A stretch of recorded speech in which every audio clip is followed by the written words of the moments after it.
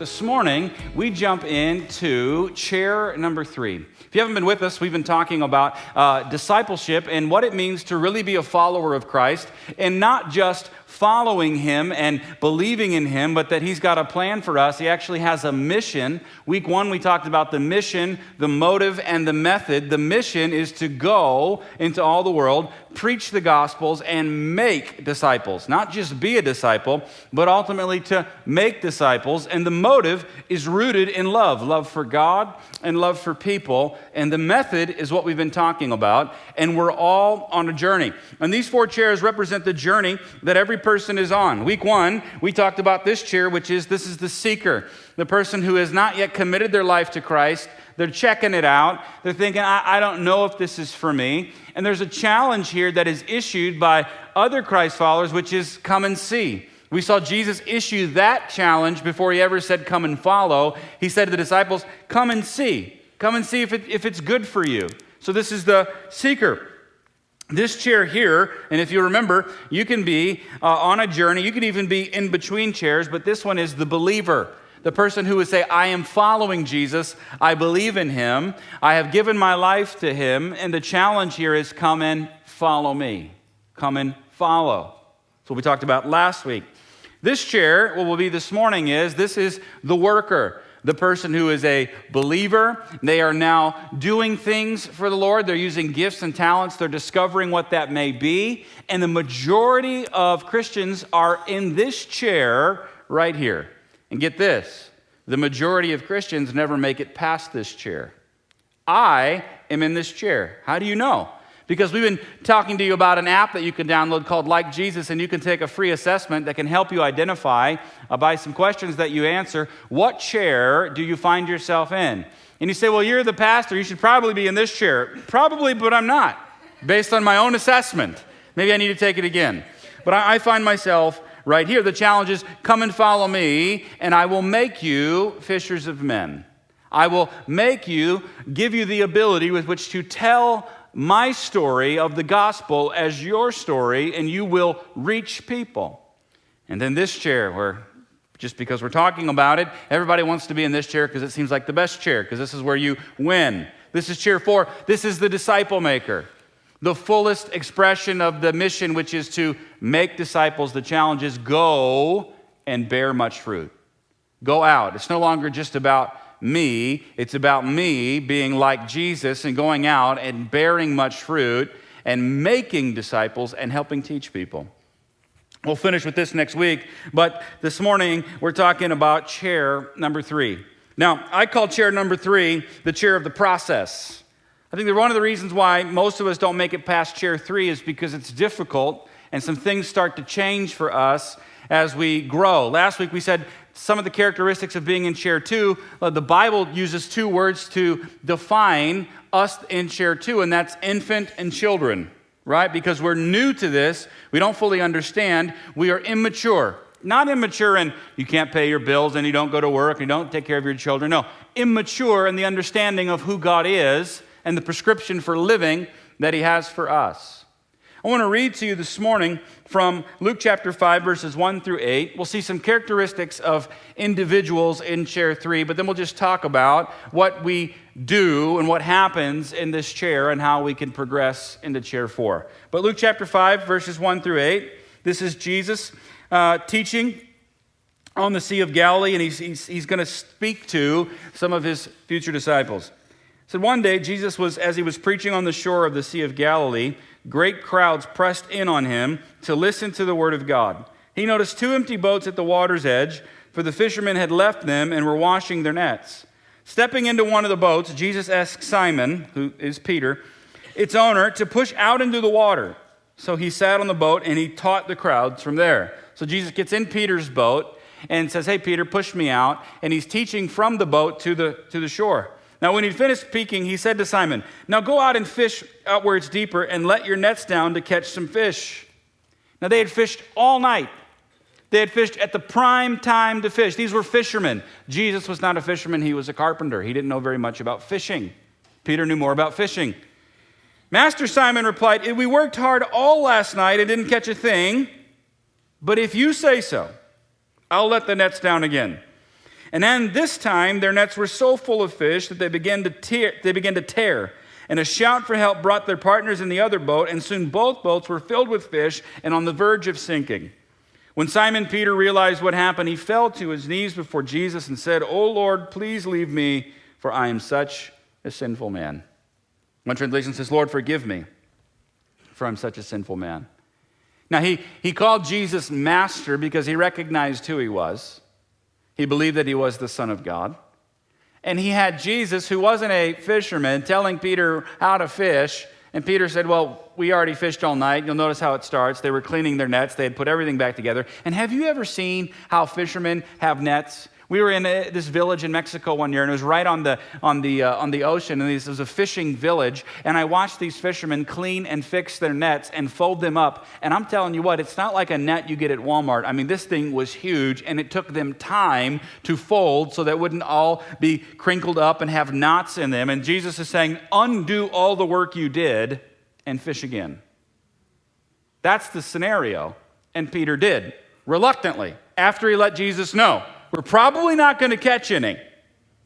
But if you say so, I'm the fisherman, but if you say so, I will." And then they catch a net breaking boatload of fish, and he's got to have his partners come over. And in the abundance of that, Peter realizes his own sinfulness. "Depart from me, for I'm a sinful man." Incredible.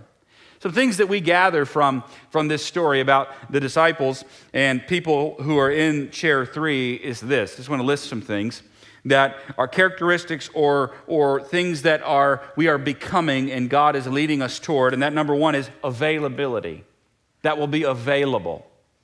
Peter was available to Jesus when he let him use his boat. Jesus got into his boat and said, "Hey, push out, Peter. I want to teach from this." So availability. Being available to be used by God, especially even when it's inconvenient. Especially when you don't want to.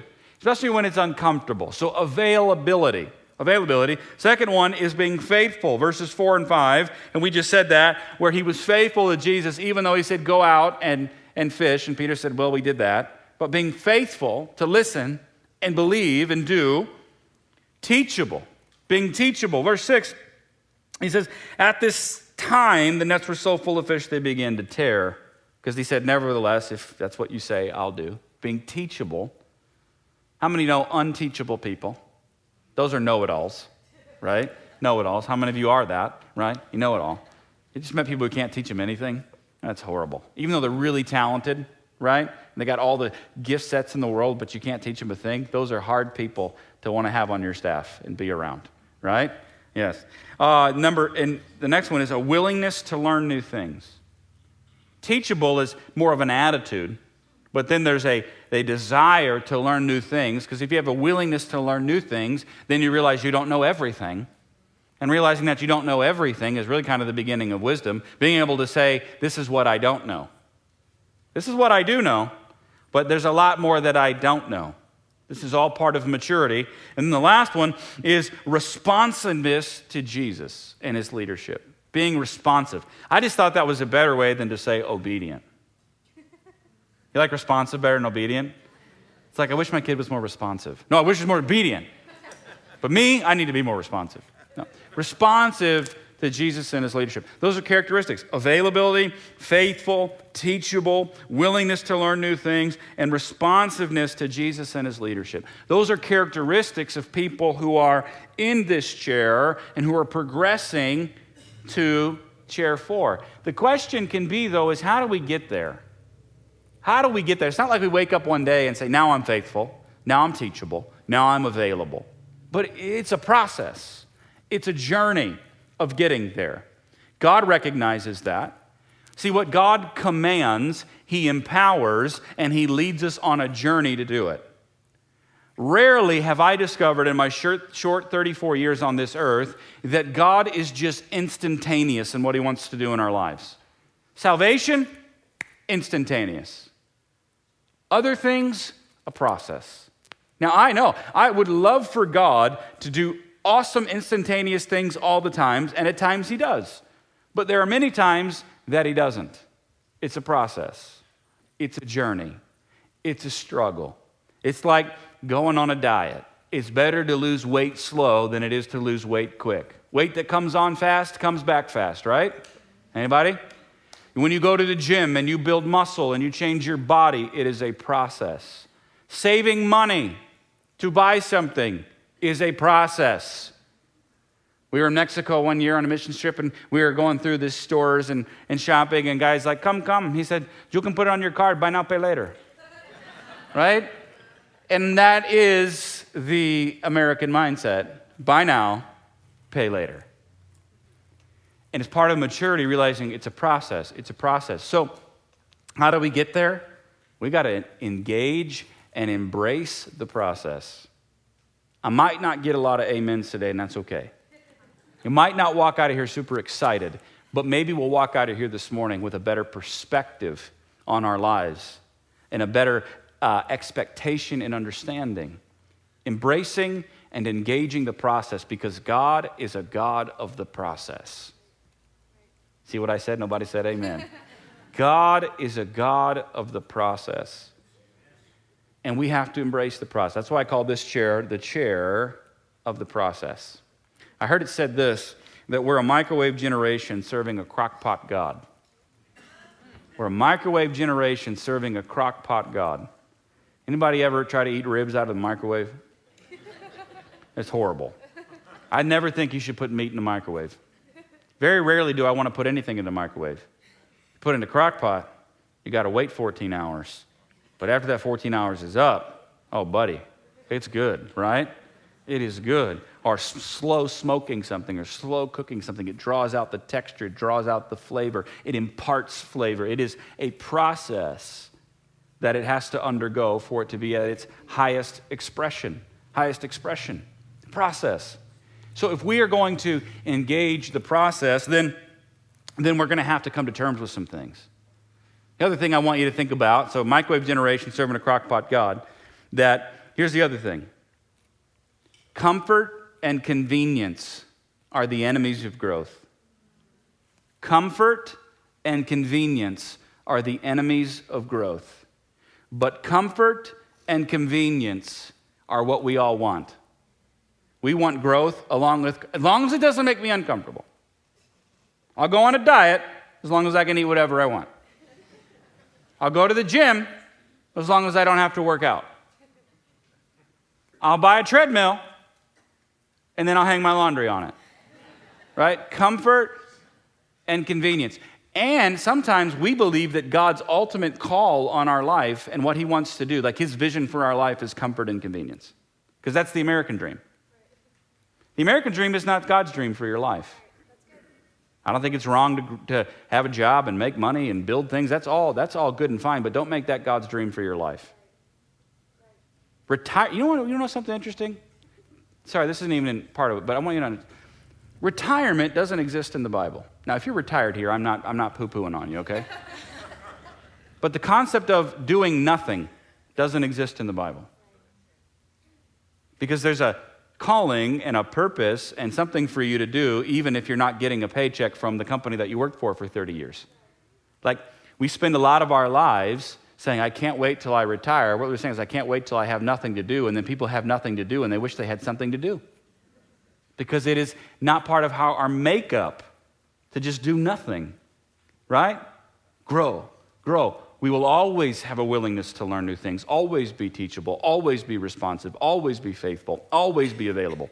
I was at a pastor's conference this weekend. The former pastor and I had an opportunity to go to this smaller fellowship and talk to them about transition, what it would look like to transition your church from one pastor to another. And there was a guy there who was 90 years old that got up and spoke, and he spoke on 5 things he wished he had known when he started out. But he's 90 years old. And he is like, I'm not pastoring a church anymore. He said, God and I already settled that. But he said, I'm just going to keep going until I can't go anymore. Sharp as a tack. Man, the wisdom that poured out of him. But up at 90, I'm like, I can't wait in my life to be at his stage. Like, I don't want to be 90 right now, but I want to have that same perspective. Because he was still young. He was a young 90, right? I've met some old 50, right? He was a young 90. God had a purpose for him. God had a plan for him, and he was still asking. Get this is so cool, right? He he was praying for people at the end because they'd ask him to, and they'd ask any pastors to come up and pray. And he got to me and he said, I'm not going to pray for you. I said, okay. He said, I want you to pray for me. You're young. You got a sense of urgency. And I just want you to pray for whatever God has for me. And I thought, wow. At 90 years, I'm 34, bro. I barely pastored 5 years. You pastored for 50 plus. You want me to pray for you? Man, I was humble. I didn't know what to say. How do you pray for a 90-year-old guy? He knows God better than I do. But just that perspective. He wasn't looking for comfort, and he wasn't looking for convenience. So the chair in the process, one of the things that we're going to have to do is understand this. It is a process of transition and growth. This chair is a process of transition and growth. God wants you to grow up, and God will grow you up.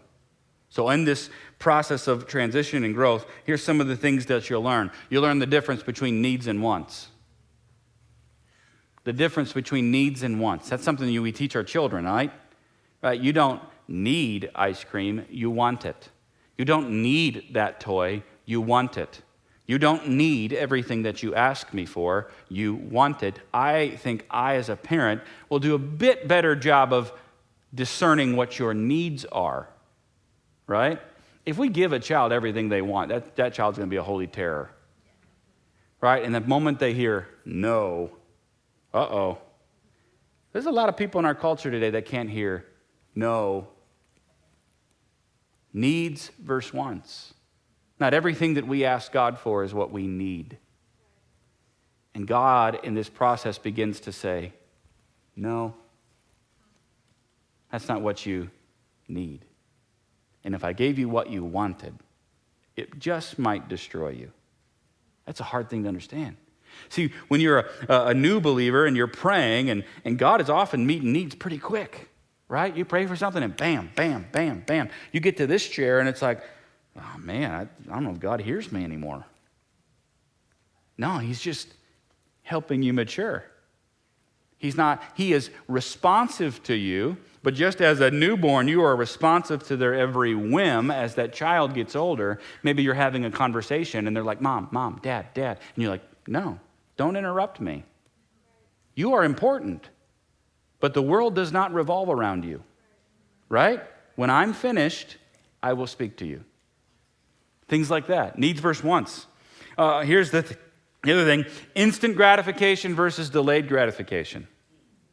That's some things we have to learn. Buy now, pay later. No. Save now, buy later, enjoy it more. Instead of buy it now, hate what you have, it broke down already, and you're still paying for it. Instant gratification versus delayed gratification. They did this study, you can watch it on TV, many people have done it, where they bring kids in a room, one kid, and they put an Oreo on the table, and they say, you can eat this Oreo now. I'm going to leave the room. Or in 10 minutes, you can have 2 Oreos. So they walk out of the room, and the kids sit there, and 10 minutes feels like, 8 hours. And some kids, they just break down, they can't handle it, they grab it, and they just stuff it in their mouth. Whereas some kids, they just sit there, and they look at it, and they get 2 in 10 minutes. What they've discovered by doing this study is that kids that can delay gratification have a higher chance of being successful in life.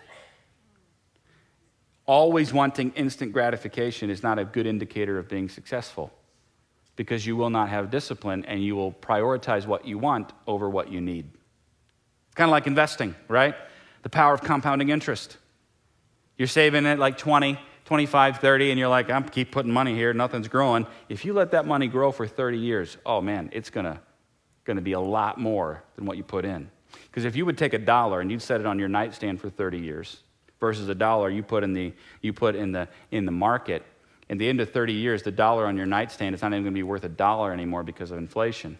There's a pretty good chance that $1 is gonna do way better in the market, even through the fluctuations, even through the dips. But a lot of us, what we do with our lives is we take the $1 and we set it on our nightstand and we walk away. And it doesn't grow because we want what we want now. And God is saying, I will give you what you need. And what I have for you, what I want for you is greater than what you want for you right now. So it's a process of transition and growth. And in this process, we'll start to develop disciplines that help support that transition and growth, right? So discipline helps growth. Your discipline will soon become your delight. So just embracing the fact that this chair is a process of transition and growth. Here's the next one. Not going to be very much exciting at all. It's a process of dying. Dying. Not physically, but you're going to die to some things in this process. Here's the thing. Chair 3 is not easy, but it is our joy. We become like Christ in his death. We die to some things. What do we have to die to? Well, you're going to die to success, power, selfishness, arrogance, control, your ideals for your life. You're going to start to adopt the mind of Christ, which he's given you. You're going to have to die to some things. You're going to have to realize that some of the plans and the desires that you had for your life, while maybe not 100% wrong, are just not 100% right. And understanding that God's plan for your life, God's desires that he's put in you, like pleasure is not a bad thing. Just gone off course can be a very bad thing. Wanting to enjoy things, wanting to build things, those things aren't wrong, but when we adopt the world's perspective on those things, they become an idol unto themselves. So we die to some things. This is part of maturing. This is part of growing. If you've ever been on a diet and if you've ever worked out, you've ever been on a sports team, you die to some things. Anybody play team sports? That's only a few of you? Come on, I gotta be more than you. You realize if you're on a team, it's not about you. And if you can't die to that, hasta luego. See you later. You sacrifice what you want for the betterment of the team. The betterment of the team. You die to some things. But when we do this, we have to die intentionally, graciously, lovingly, and willingly. And that's difficult. We have to intentionally be willing to die to some things because God isn't going to make you do it. He's not going to make you do it. But he's putting you through that process because he can see what's in you because he put it in you and he knows what you need to go through to get to that. This is the process. You see why most people don't make it through this chair? No, this is like fun, right? It's like, God, I just want you to do everything for me, and I'll just slip right on in and sit in that chair. It's a process. And you're not earning anything. You're not striving for anything. You're just submitting to the process that God is leading you down, okay? It's a process of dying. And here's the third thing. It's a process of perspective. Perspective. The older I get, the more I'm realizing that I need to adopt a long-term perspective. I'm 34. Time is on my side more than it is on someone who's maybe 84. Time is on my side. Good things take time. Having an eternal perspective versus a temporal perspective. What is happening right now may be a very big deal, and it may be very painful, and it may be very difficult. But learning to step back from what's going on and to look into the future and saying, what is the long-term perspective here? What is the eternal perspective here? It's things like this when we experience loss and pain. The song we talked about, Horatio Spafford lost 5 kids in a span of 2 years, lost all of his money, lost everything, had only his wife. When he wrote, "It is well with my soul," that was perspective, right? Perspective. He had been through and was going through the process. Now, I am not saying that God took his money, that God took his children. I'm just saying on his journey in life, he experienced those things. We experience the perspective, the difference between planting and harvesting. Sometimes we will never reap what we sow. We will give, we will work the ground, and we will plant, and we will move on, and someone will sweep in, and they will enjoy the harvest. And that's okay. Because what we have to realize is we've swooped in, is that right? Swooped in, swept in, whatever. And we've reaped the harvest of other people, right? We are all the benefactors of someone else's work in here today. The idea that I pulled myself up by my bootstraps and I did it is wrong. It's wrong. Yes, you made some decisions, but you stepped up on the backs of some other people and you reaped what they had sown, so now you need to sow so that someone else can reap. That's the perspective. Sometimes I plant, sometimes I harvest. Paul is writing this piece here, and he's writing to a young pastor saying, hey, I did this, Apollos did this, now you are reaping. And when you can understand whatever context you're in, am I sowing? Am I harvesting? Am I reaping? Understanding that can be a huge thing. It's a process of perspective. Perspective. God wants to change your perspective. We're transformed by the renewing of our minds. Our minds. Not our situations, our minds. Okay? Now, here's the thing. When you're in the process, here's what the temptation is, okay? 4 things that we're tempted to do while we're in the process, because nobody likes the process, because the process isn't fun. That's why we don't preach on the process very much. Because if we preach this every week, we'd probably start shrinking, But the process, here's what we're tempted to do in the process. Number 1 is we wish we were in someone else's process, right? You ever look at somebody else's life and like, no, their life is amazing. They're not going through all this. Look what I have to deal with. And that person who you're looking at is like looking at you and like, man, I wish I was in your life. Because the reality is we don't know what each other's really going through because we don't really talk about it, right? Now what we do, this is even worse, we just get on social media and we just live vicariously through everybody's pictures, right? I mean, it's so as beautiful as that person. Well, do you know they photoshopped themselves? Like that guy really has love handles and he just photoshopped them and then he painted himself, like he painted abs on. You know what I mean? Like this. Their house really isn't that clean, but we wish we were in someone else's process. Don't do that. Because you don't know what they're going through. That's right. You don't know where they've been to get where they are.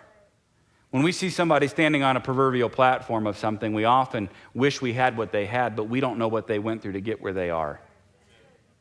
We don't know. And if we knew, we probably wouldn't want to go with what they went through to get where they are. Right? So that's number 1. Here's the second thing. We have a temptation to resist the lessons that God is trying to teach us in our circumstances. Resist. That's incredibly normal. If you gave me the choice of difficulty or ease or convenience, I'm picking convenience and ease every day of the week and twice on Sunday. We can resist. And here's the thing about God. You can resist. What I've discovered is God will continually lead you back to learn the same lessons so that you'll be successful. You can skip, you can resist, but it's going to come around the mountain. Got to learn humility, got to learn humility, got to learn humility. So you'll constantly be in situations where you have to learn to be humble. Learn to be humble. God will continually teach you these lessons because he wants you to be successful. He wants you to be productive.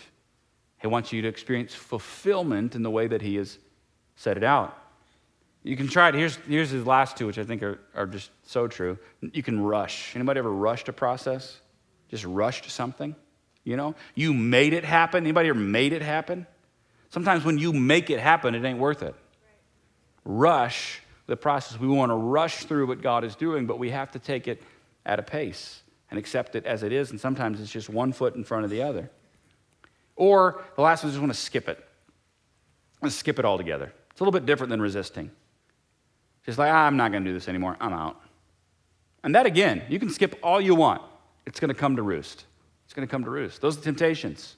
I wish I was in somebody else's, resisting the lessons God is teaching. I want to rush through it, or I just want to skip it altogether.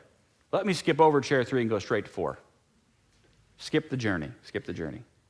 So, with that being said, the chair of the process and the temptations in this chair, I want to share some things with you this morning that what do we do? What do we do in this process? How do we make it through? Now, I don't have a magic bullet here this morning. I don't have a beautiful recipe of ingredients that's just going to make this easy. But maybe it's just perspective, One of the first things that I think we have to do is we just have to trust the process. We have to trust it. Trust that God is in the process. That God is leading us through the process. That God is present in the process, and the process is part of the plan. Everything that you feel that God has said he would do for you, I can almost guarantee you there will be a process to get there. Lauren and I felt that God called us to potentially be the pastors of this church probably 2.5 years before anybody said a word to us. It was a process. And then there was another 18 months, right, to get to there. And then there's been the last 5 years to get to here. It has been one big process. One huge process that has not always been fun, has not always been cool, and I wanted to go do some other things, to be honest. Not just because of you, just because I didn't like a lot of the process. But the fruit that the process has produced, trusting the process. And at some point, just learning to relax and enjoy the process. We're learning to relax and enjoy the process and accept it for what it is. So when we trust the process, here's the next thing is we have to change our view of the process. Change our view. I have to embrace, this process, but change my view and realize this, that the journey really is the destination. The journey is the most important thing. I really believe that to God, the journey is the destination. If God was so concerned with getting the children of Israel to the promised land, it would not have taken them 40 years. An entire generation had to die in the wilderness because they could not get to the destination in their mind. They were free, physically free. And the one thing you keep hearing from them over and over again in the process is, let's go back to Egypt. It was better there. You were enslaved. You had nothing. You hated it. But you don't want to do what it takes to get to the promised land. The journey was the destination. The journey reveals in what's inside of you and what needs to be worked on. So if you can look at the process this morning and just say, I'm going to embrace this journey. I'm going to embrace this process. Because while you're doing this, you may be working for the Lord, you may be serving, you're like, I'm giving, I'm serving, I'm doing everything I know I should do, and I still don't see any results. You say, well, if it's hard, then it's not God. I'm not saying that. I'm not even saying if it's easy, it is God. We can't use hard and easy to determine if we're in the right situation. Sometimes it's hard, sometimes it's easy. But I'm looking on this journey and I'm embracing the process, embracing it. And I'm saying, hey, the journey is the destination. God, I don't see you. God, I don't feel you. God, I don't know what's going on. I just feel like you have called me to do this and I'm in the journey. I remember when we were about in the second year of pastoring this church, and the first year went really good. It was like a honeymoon. Pastor Ed told me that would be, but I didn't believe him. It's a honeymoon. It was a great financial year. And then we started to make some changes, some things we felt like Lord wanted us to do to continue to go forward and to reach people. And that's when the stuff hit the fan. In a 3-month period, 30% of the attendance walked out the door, and almost 30% of the finances walked out of the door. Here I am, 30 years old, and I'm saying, God, I believe you told me this. But I'm walking into board meetings every month now, and we're having a negative month, and now we're projecting to lose $130,000 for the next year. And on top of that, we're in the middle of raising $85,000 to do this thing for the kids. God, I'm kind of wondering if you abandoned me. Believed it in my heart, but I wasn't seeing on the outside what I felt God said. I couldn't see what God was doing, but I was about ready to say, I'm done. If this is how it's going to be, I'll let somebody else deal with it. The culmination of that is that I had a phone call with somebody, and they called me to tell me everything that we were doing wrong. And I'm not going to point anybody, I'm just saying this, what we're doing wrong and how the decisions we were making is going to take the church backwards and all this kind of thing. And they wanted to stay, but if we didn't stop doing what we were doing, then they were going to leave. And I said, look, I believe this is what God's called us to do. I'd rather do this with you than without you, but either way, we're going forward. I was confident on the phone. Phone got, and it was on a Saturday. I got to preach on Sunday. I got off the phone. I wasn't nearly as confident anymore. Those days, I used to come over here to the church, and I would practice my message. I'd preach to an empty room because I just didn't feel like I was quite able to speak well. I had some good services with none of you here, I'll tell you that. That day, I couldn't hardly preach through the message, so what I did is I remember I laid on this platform right here, because this wasn't here. I laid on this platform, and I cried like a baby. And I'm not asking you to feel sorry for me. I'm just wanting you to understand, I cried like a baby. Got it out, and I feel like the Lord just say, get up. Not in a mean way. Get up. You got to preach tomorrow. And then the thing that came over me was Psalm 23. The Lord is my shepherd. I shall not want. He leadeth me, right? Even though I walk through the valley of the shadow of death, I will fear no evil. For your rod and your staff, they comfort me. I have prepared a table before you in the presence of your enemies. I just kept saying, the Lord is my shepherd. The Lord is my shepherd. I am not going to quit. My situation didn't change. Nobody walked in the door on Saturday and handed me a bunch of money. Not anybody more showed up the next week. But if there's one thing I knew, God was with me in the valley of the shadow of death. And I began to understand there's a process here. There's a journey here. So when God did provide, and we did finish that thing, and we didn't take out a loan for it, and people did start coming, and we did start growing, I wasn't like feeling good just because there was growth. I was understanding, God, you were with me in the darkness, and now you're with me, and I didn't do this. God, you did. Humility in the process. But can we submit to it? A lot of times we talk just about what all the good things that God has done, and he's a good God. But is God good when I can't see it? Is God good when I can't feel it? Is God good when everything on the outside is going contrary to what I believe he said? Is God good? Because the third thing that we have to do, so we trust the process, we change our view of the process, and all we can do is just stand. Paul wrote a very frustrating verse, incredibly frustrating. He thought he would give a little bit more. He writes in Ephesians, having done all else to stand, stand firm. Having done all else to stand, stand firm. That's all you got, Paul. But how true is that?